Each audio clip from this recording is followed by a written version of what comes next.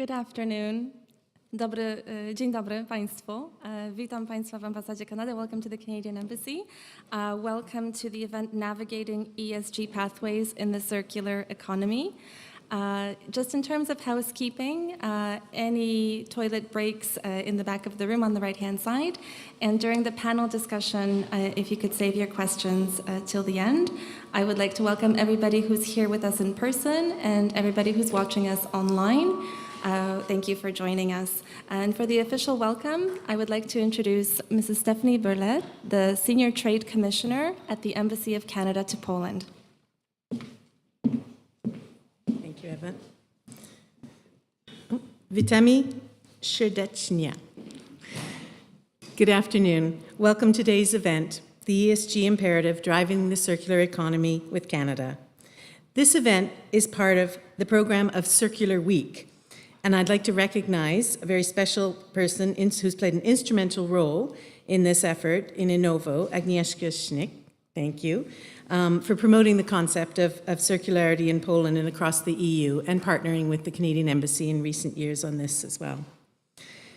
Circular Week sets the stage for global conversations about navigating the landscape of sustainability and the increasing emphasis on organizations' commitments to ESG principles.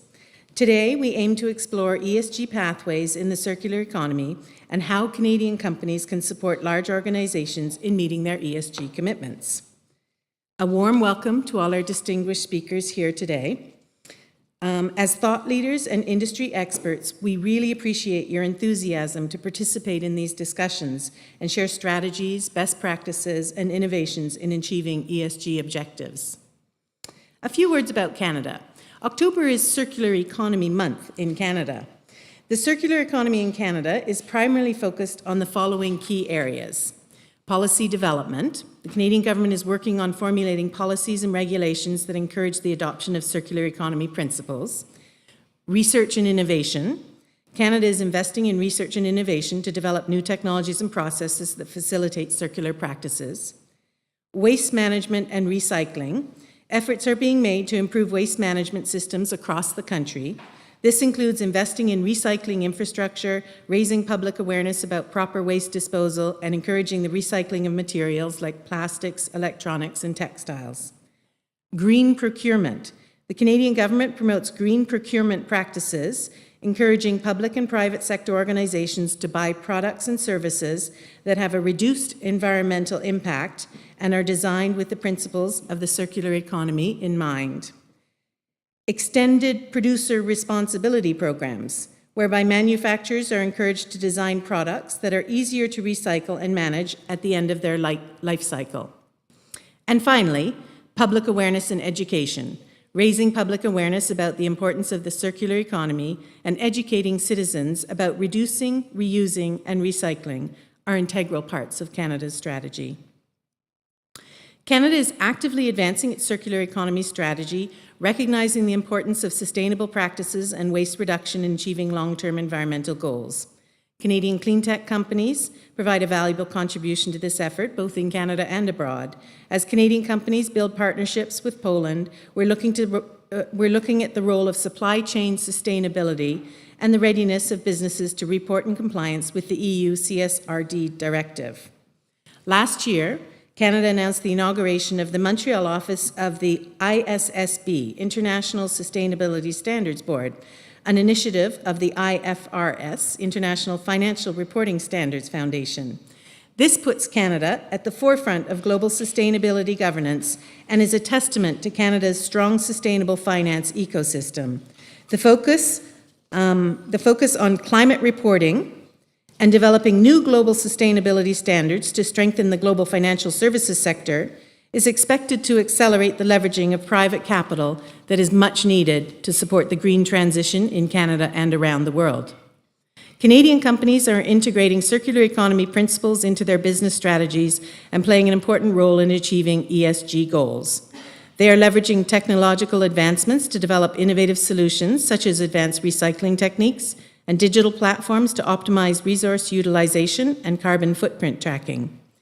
We hope that today's discussion will demonstrate that circular economy opens doors to new market opportunities and partnerships between Canada and Poland in this area. Thank you for joining us today, in person and online. Thank you.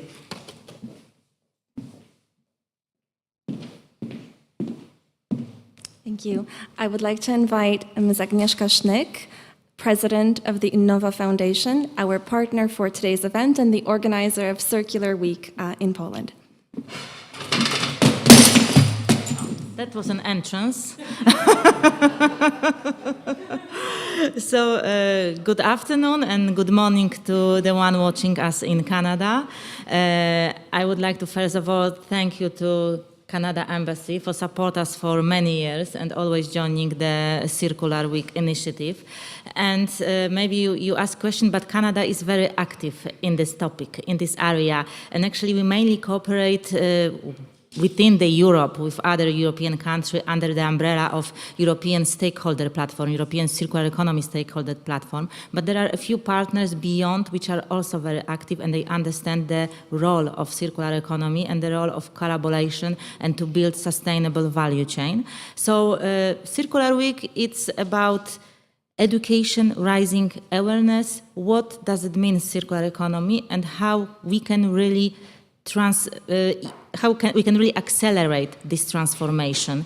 So we try to show what can be done in different sectors. In fashion, which we will have an event on Friday. In cities, how we can build sustainable cities, circular cities. We will talk about it on Thursday. Tomorrow will be big day, the main conference, the focal point of whole Circular Week. So if you have time, I invite you to Illusion Cinema or watch us online as well.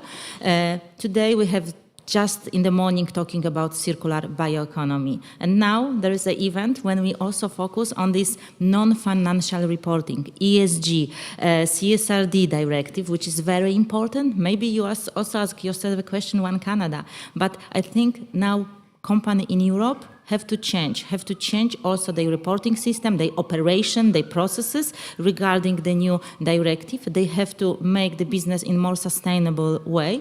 And also they have to check what the other company in their value chain doing, how are they sustainable? So if Canada wants to cooperate with Europe, they also have to adjust in a way. They also have to follow the rules and show their sustainability. So that's why I think we're meeting today. And I think I finished at this point, and I leave the floor to the expert to talk about, and I warmly welcome you to the other events of Circular Week. Thank you very much.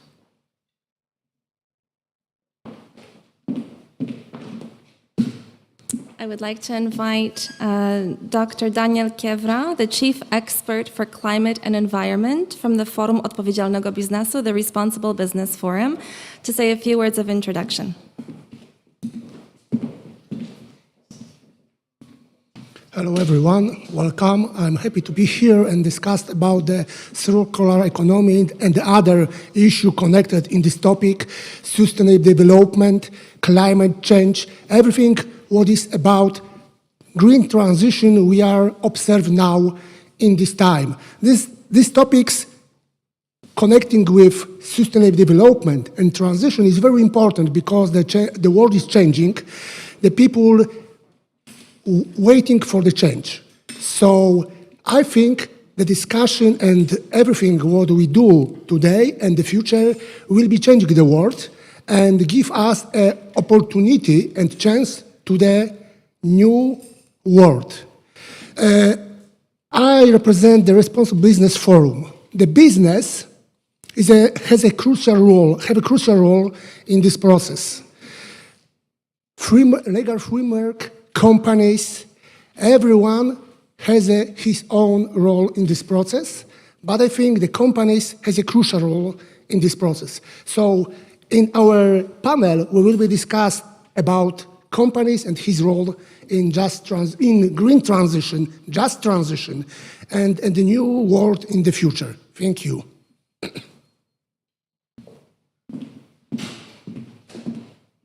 And just before I introduce our first presenter, I would just like to say, following up on what Agnieszka and what Dr. Daniel Kiewra said, that the Trade Commissioner Service, that's our role, is to put businesses together to connect Canadian and Polish institutions, organizations, and companies to help advance the ESG goals. I'm personally responsible for the clean tech sector, and so any companies that are joining us online or that are here with us in person who would like to explore those partnerships further, I'd be happy to have that conversation with you after the session. And now I would like to invite Mr. Wojciech Krywot, the Vice President from CGI Polska, to present to us a Canadian perspective of leveraging ESG goals.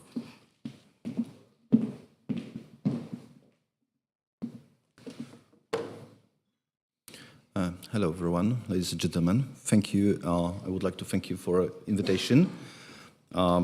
It's always the most difficult to start, especially that the noble persons that appeared here a while before me stole 50% of content I have. But I will try to manage anyway. The topic is about leveraging ESG goals. I wondered what is the best point to start, and I thought we should start from the beginning. So from the history, history is always important. So in fact, greenhouse effect has first been defined at the end of 19th century. And when we go through the years, almost ages, we see that the problem is still valid.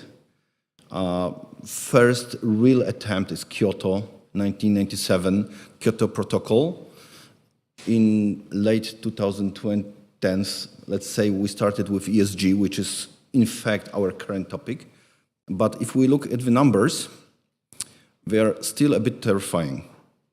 I would especially, I don't want to boost too much on that, but what is important, 70% of entire greenhouse gases emission right now comes from resources and their use. So it's a huge number. So we see that this is one of the major leverages we have. On the other hand, we still expect that within next 40 years, we will double the use of resources and increase by almost 50% the emission. If we will do nothing, if we will be linear with what we do, and this gives us only 3 to 6 centigrade degrees within next 10 years. This means that Poland or Canada will become almost tropical countries, in fact. So on one hand, it's nice because we wouldn't have to go to somewhere where it's hot for holidays, but on the other hand, it means that we will have probably no space to ski, for instance, or do some other winter sports. Being more serious, what we see also from the data is that the majority or the major leverage is in developed countries. And the more the country is developed, the higher is emission, in fact. So it's a bit contrary to what we think, that we are very ecological, that we are doing a lot, but in fact, because of industrialization, because of consumption, the numbers are against us. When developed countries emit almost 10 tons per person yearly, in European Union, it's 16 tons, so more than 1.5 times the average. And if you would go to less developed countries, albeit they are not that ecological, they are not that advanced in technology, they use less because they are less industrialized. Probably we have to exclude China from this because China is a completely different story because of the size and type of economy. So from this perspective, let's switch to ESG, which is the topic right now.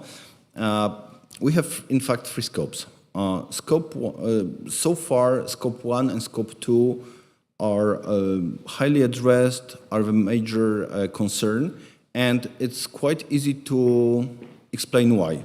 It's because they are quite easily addressable. Scope 1 is what we as a company or local government, we can manage by ourselves. Scope 2, we have partial impact because it's what we buy, what we use directly. Scope 3, it starts to be a problematic issue because here we touch the ground, we don't control, or we have some influence, but we cannot directly control. We cannot directly manage, and in many cases it's not dependent on us. So it's much more difficult, it's much more complex, and I dare say that we are at the very early stage of addressing Scope 3 and managing this problem. However, it's probably one of the key leverages. One of the ways to manage Scope 3 is the topic which governs us today or this week, which is circular economy. It's not the only answer. The answer is, there are a lot of answers and a lot of leverages, but this seems to be one of the most important. Some analysis says that it has 45% potential to reduce the global GHG emission, which is really a lot. And why is it important? Because with circular economy, we are not becoming endemic. We are starting building, let's say, ecosystems which manage the entire scope, which starts together with us, or should start together with us, manage the problem. But it also creates problem, because when we can do something directly, it's like with our housing. When we are in our flat, we can manage it easily. But when we come to the society, everyone has a different idea or doesn't have time for many stuff or have different priorities. So it's not that easy. However, it's also not easy because, in fact, there are different angles we can analyze, but there are three, let's say we can approach it from 3 points of view, or 3 principles. One is rethink, meaning think how do you do your business, what are you doing right now? Do you need so much power? What are your sources? Try to optimize your current state, which is very much scope 1 and 2, but also going beyond that in terms of how creative you are and how deeply you engage. Second one is optimize, saying, okay, try to optimize what you already have. Try to extend the life of equipment, life of products, try to extend the life or reuse of resources. And the third pillar is thinking about the environment, how to preserve environment, how to preserve ecosystems, and how to rebuild them, because we did a lot of harm, and starting preserving is not enough. Circular economy also means, from the business point of view, and actually we are talking about business during this week mostly, so from a business perspective, it's also switching the business models. The simple model that is still the most popular, I would say, is you buy, you use, you throw away. We are now on a bit more advanced level. However, most of the developed countries are still, with recycling approaches, are still below 50%. So majority is still lost, majority of resources. Another one is, okay, try to recycle. You buy, you use, then you try to recycle or reuse. It's another way, so to give another life to what's happening. We see it, for instance, in automotive industry, where electric cars, when exchange batteries, they are used for battery packs for energy power banks, where they don't need such a high effectiveness, so they can be reused. But it's only extending something that will happen, which is recycling after that. And when we talk about real circular economy, we say that we should try to buy, use, reuse, and then try to recycle or renew to make almost everything, because we will have some losses like energy and so forth, but try to keep as much as possible in constant life and try to minimize use of the resources we have, because most of the resources are limited, and we know it. In some of them, we reach the capacity limits. In some of them, we are still doing good, but nevertheless, we are approaching very fast limitations of the ecosystem and of the resources. However, we are getting back to the, let's say, major challenge of circular economy, and this has been a bit stressed during previous talks, that circular economy cannot be addressed by a company itself. It cannot be addressed by a citizen itself. In fact, it's a matrix which requires involvement of all of the parties. So here we have defined 5 major parties, which is international society, government, local government, companies, and clients. In fact, each of them has their role. If we take off any of these bricks, the system won't work. It will break down. Why we need international agreements? Because circular economy goes beyond the industry, goes beyond the country in many cases. And if we will not align with standards, with data exchange, but especially with goals and the ways we want to proceed, it won't work. It won't. And we see it, for instance, with Paris Protocol, where some countries were hesitating whether to follow or not. And in this case, it questions the entire agreement. So we need to be somehow united and have international agreement. On the other hand, international agreements will not fly if we will not engage government. And the government, in fact, has 2 layers. One layer is regulatory, which Stefania was saying about a bit. So regulatory is important because usually everything starts from regulations. It gives the push to the other parties, like local governments, companies, people, to start moving. But we cannot fight the problem only with a stick. The carrot is also important. So it's important to put proper stimulating measures, like financing, like building initiatives, building the frameworks, which allows the others to act.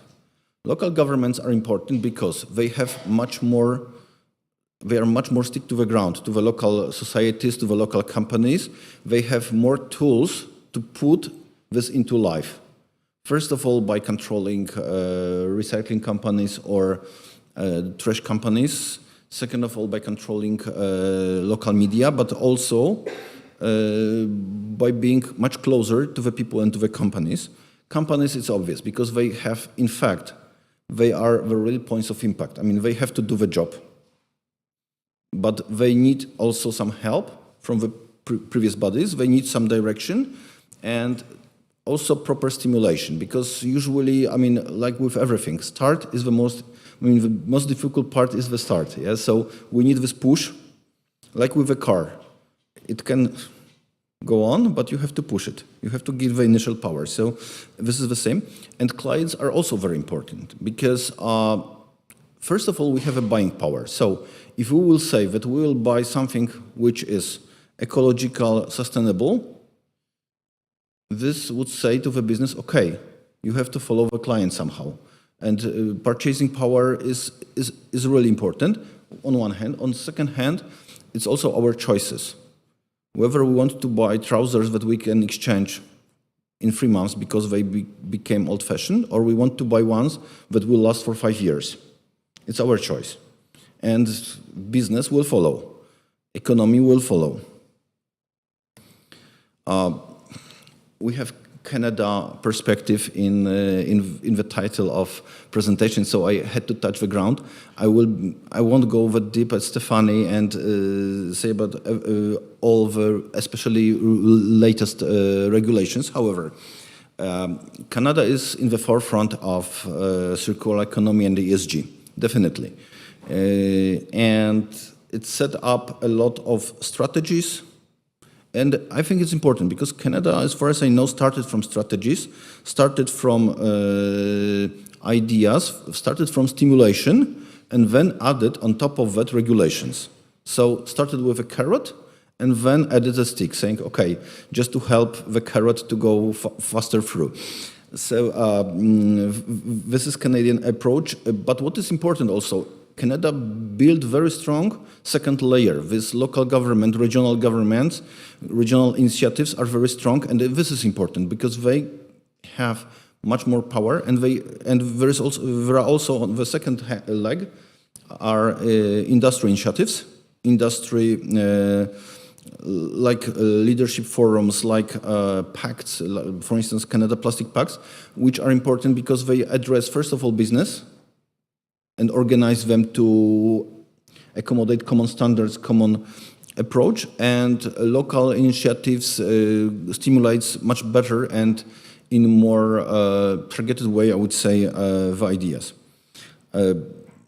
Canada also has a lot of ideas how to tackle with circular economy, and they are not so obvious. I intentionally, in this presentation, avoid discussion about the retail business because it's the most obvious one in terms of circular economy, and everyone says about just, I don't know, returning clothes, which is important, but I think that we have to think much wider and go beyond. In terms of Canada, they are trying to leverage a lot their natural resources because it's a country of natural resources, being fully honest. So I will not go through all these initiatives because you would get bored to death. They can be found in internet and in materials. But there are a number of initiatives that are leveraging the most vital, the most important resources of Canada, and these are quite creative ideas, and I think it's great. We're talking about Canada, but physically we are in Poland, so in European Union. So, sorry, there's one more thing. Canada also developed, Canadian University, the tool to evaluate the advancement of the model that is used by certain companies. And I think it's quite important because if we look on this, it's very easy. The circle is very easy. It's easy to read, to accommodate. And then if you go deeper, there are a number of parameters you can evaluate and finally made a sort of assessment. So it's a very nice tool, but not only one. I will show that there are some other existing in the world which tackle this problem. Yes, we are in European Union, as I told a while before. European Union took a bit similar path.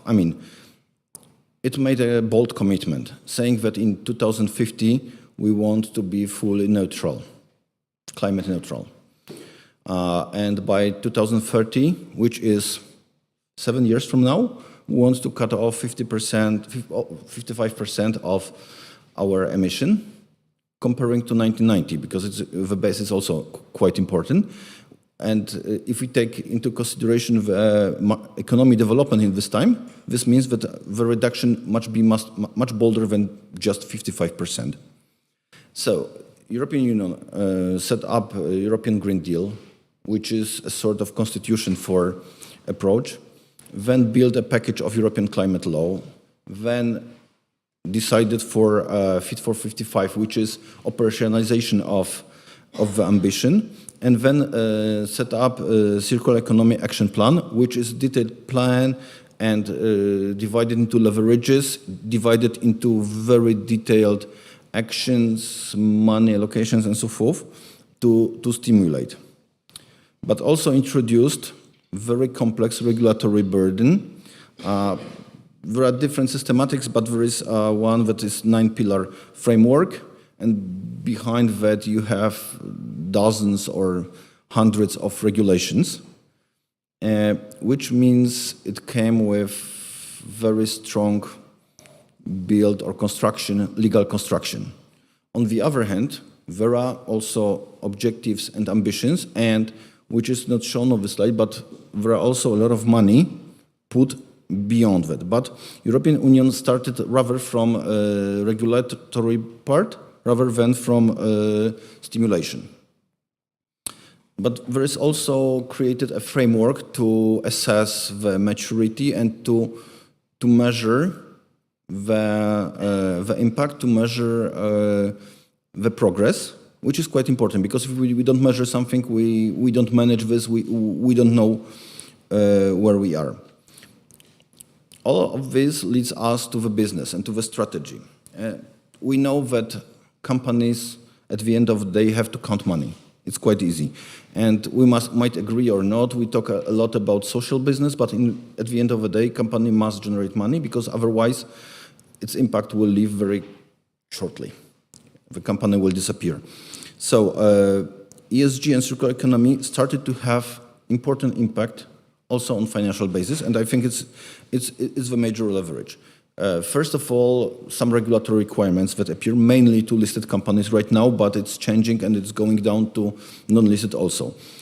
Second of all, cost of doing business. Just before this panel, we had discussion about the hydrogen business and their how much power does it need, and whether it adds might be profitable or not. And from this perspective, for instance, emission rights are important part of the story and of equation, which makes this business, green hydrogen, quite good option comparing to the traditional ways, for instance.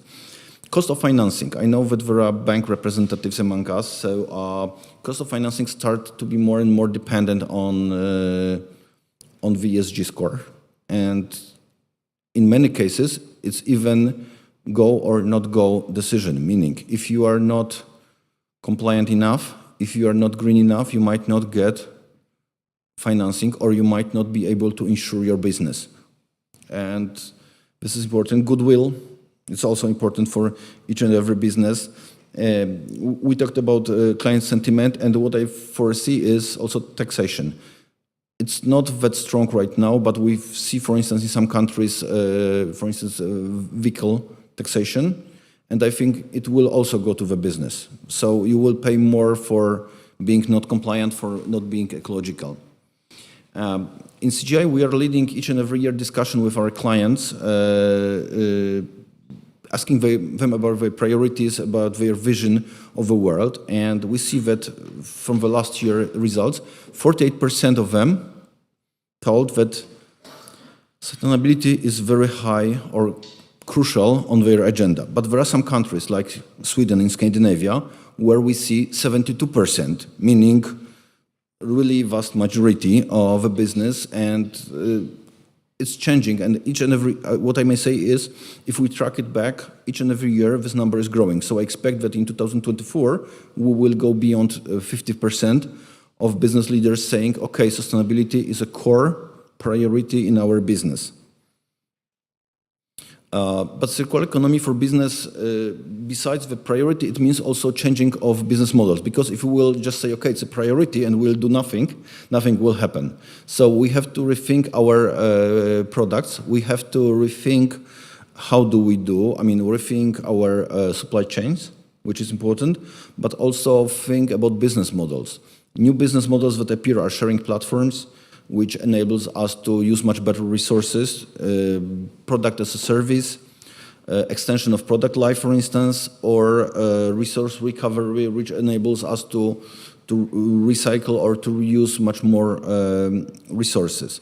When we talk about ESG and economy, we cannot run out from data. Because as we told before about the evaluation models, if you don't measure something, you don't manage. With ESG or circularity of economy, it's the same. If you don't measure, if you don't have proper data, and this means also internal data. You have to measure your operations within the company. You have to measure your operations within the country. You don't manage this, and you need also external data. To first of all to compare your business to the others, but also to understand, for instance, your supply chain. This is important, and this is probably the closest to my heart because of the business I'm representing. So, IT and consulting company data means is a core, and it's true. Maybe I will go beyond the schedule, but most of the clients complain that currently data is a challenge in terms of ESG management. ESG for business is a must. So I cannot say for all the business, but from our company perspective, it's a key priority. In all the aspects, ESG, sustainability is core. On one hand, it's easy to say because consulting and IT business doesn't have that big negative impact, I would say, as, for instance, manufacturing or mining. But maybe I will say about those later, but the impact can be really significant. But what is important? We are also using our experience for the business. We translate our experience into services for the clients, helping them to tackle, also to measure the challenges they see and they have. I went a bit beyond the time, so I think we can finish right now and probably switch to the panel. Thank you very much.